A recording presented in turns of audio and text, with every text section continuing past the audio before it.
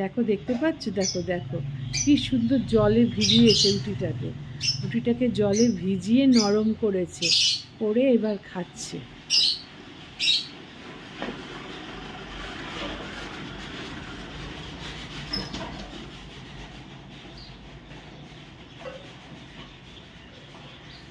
পুরো মানুষদের মতো, বলো? মানুষরা যেমন চায়ে ডুবিয়ে ডুবিয়ে রুটি খায় নরম করে করে, ঠিক ওরা জলে চুবিয়ে চুবিয়ে রুটি খাচ্ছে। দেখতেও কত ভালো লাগে বলো? এদেরকে যত্ন করা, সেবা করা অনেক ভালো, জানো তো? এদেরকে যত্ন সেবা করলে মনে হয় আশীর্বাদ পাওয়া যাবে। কি যে ভালো লাগে না ওরা যখন খাবার খায়, জল খায়, খুব ভালো লাগে।